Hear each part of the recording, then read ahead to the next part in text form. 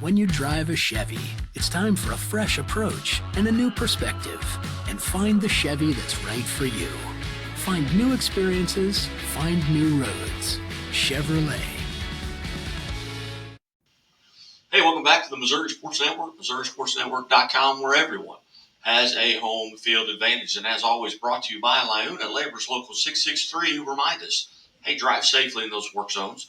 Those folks want to go home to their families as well. Coming to you live from the Bambino's Italian Cafe studio, Bambino's home of the Quarterback Club, which starts September the 9th. And a coach who will be a part of that, Kickapoo head football coach Nate Thomas. Coach, thanks so much for your time today. Oh, thanks for having me on, Guy. Coach, 8-2 a season ago, a tremendous season. What are you having to replace coming off of that 8-2 season due to graduation?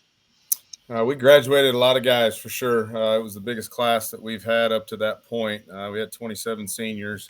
We replaced them with another 31 this year. So it's just our program continues to grow, which is what we need.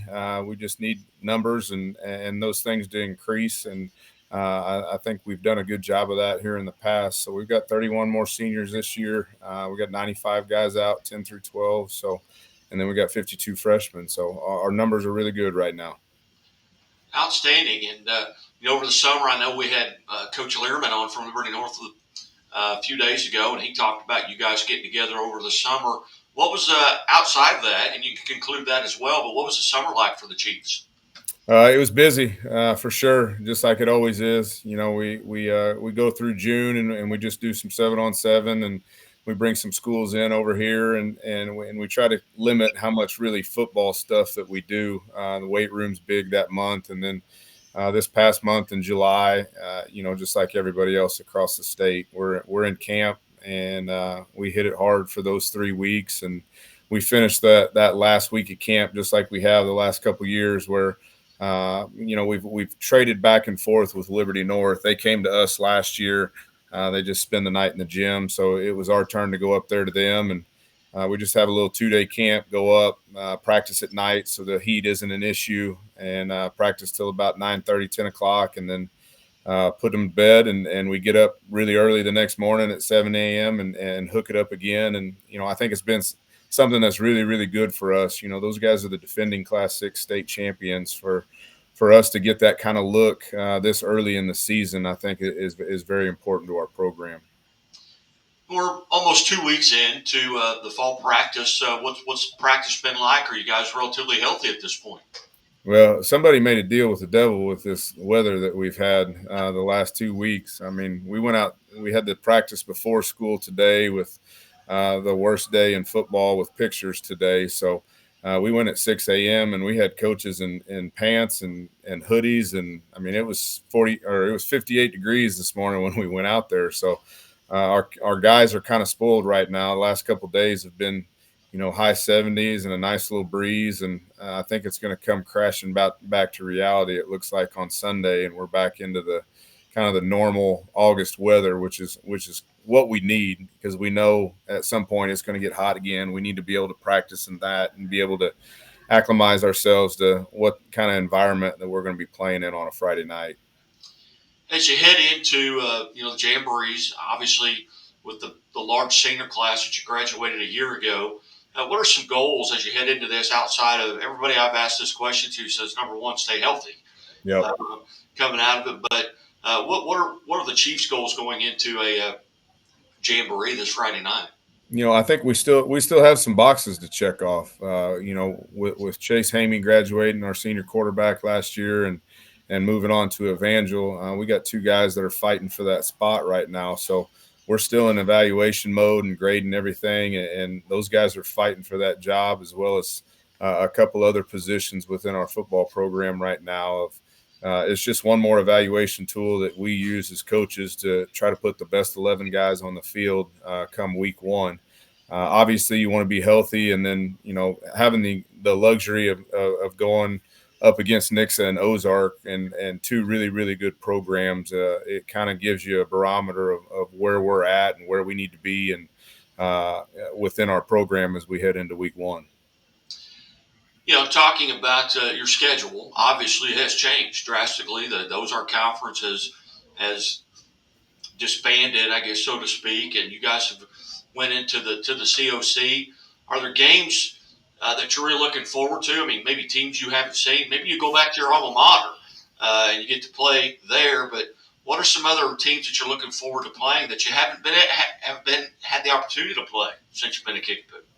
That's a really good question. A lot of them on our schedule that we've actually jumped over into the COC. We have actually played before. COVID year, a deal came up where Webb lost a game the night before or 2 nights before to Carthage. We lost a game when we were supposed to play Rolla, and we had the opportunity to go play Webb City at Webb City. So you circle those games for sure. Those big programs that are, the story programs in Southwest Missouri, sure. But you look at our schedule top to bottom. It's a situation where, and we talk to our kids, you better be ready to play every Friday night. There's really really good competition in the COC, and it's something I think is going to pay dividends for all 10 teams come playoff time. As you from now until following up with the jamboree, when you go into that first week, you've got Joplin at home. What's that week going to be like? Our kids have been looking forward to it without a doubt. To end the season with them, and that for them to knock us out of the playoffs. For me to say that it hasn't driven our off season and been motivation, I would be lying. Joplin's a really good football team. They're run by really, really good coaches. It's a matchup that, it's been a while since we've had a big time matchup week one in our program in a while, where it's two kind of premier teams that, you think are going to be hopefully at the top of the conference. And, it's something that obviously drives practice and how focused we need to be and what we need to get out of practice each day.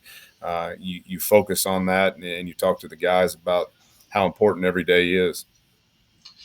Again, visiting with Kickapoo Chiefs head football coach Nate Thomas. And Coach Thomas, you get through, maybe week 5 or 6, what's one player on your team that maybe folks aren't looking at now? You've had several quarterback club players of the year there recently, and one of them especially we didn't really know much about going into the season. Are there one or two guys on your team right now that by week 6 everybody's going to know their name? I think we talked as a staff of the amount of depth that we have up front on both sides of the ball. We feel like we've got some guys in those positions that have been, 2 and 3 year starters for us that we're going to rely heavily on come Friday nights. Those guys in the trenches. The great football coaches and the people that know football understand how important those guys are, and it's not any different for us. Our team is going to go based on how well those guys are playing up front, and there's a level of physicality that I think is going to get ramped up into the conference that we're heading to, and we've tried to tell those guys that this is a different breed of football than I'm not saying the OC was soft by any means, but the number of kids out for football, the level of talent that some of these teams have, it's just something that's going to have to be cranked up that much more.